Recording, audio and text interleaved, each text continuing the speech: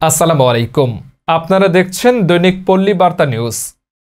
সরিষাবাড়িতে কাবাড়িয়াবাড়ি উচ্চ বিদ্যালয়ে বার্ষিক ক্রীড়া প্রতিযোগিতা অনুষ্ঠিত। সরিষাবাড়ি থেকে আমাদের উপদেষ্টা বীর মুক্তিযোদ্ধা আব্দুল আজিজ জানান, জামালপুর জেলার সরিষাবাড়ি উপজেলা ৪ নং আওনা ইউনিয়নে কাবাড়িয়াবাড়ি উচ্চ বিদ্যালয়ের ৫০তম বার্ষিক ক্রীড়া প্রতিযোগিতা অনুষ্ঠিত হয়েছে।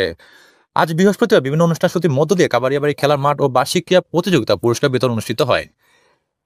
উক্ত ক্রীড়া প্রতিযোগিতা পুরস্কার বিতরণ অনুষ্ঠানে সভাপতিত্ব করেন ৪ নং আওনা ইউনিয়নে বাংলাদেশ জাতীয়তাবাদী দল বিএনপি সভাপতি সুরজ মিয়া।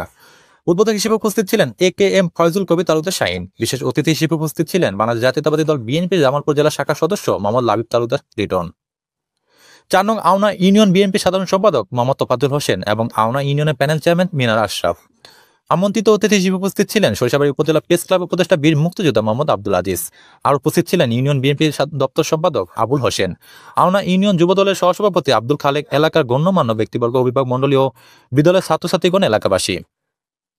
অনুষ্ঠান পরিচালনা করেন শিক্ষক জোহের আলী। সার্বিক পরিচালনায় ছিলেন কাবাড়িয়াবাড়ি উচ্চ বিদ্যালয়ের শিক্ষক মণ্ডলী ও কাবাড়িয়াবাড়ি যুব উন্নয়ন সংস্থার সকল সদস্য ও এলাকাবাসী। উক্ত ক্রীড়া প্রতিযোগিতা অনুষ্ঠানের প্রথমে কোরআন তেলাওয়াত ও গীতাপাঠ করা হয়। জাতীয় সঙ্গীতের তালে তালে জাতীয় পতাকা, ক্রীড়া পতাকা উত্তোলন করা হয়।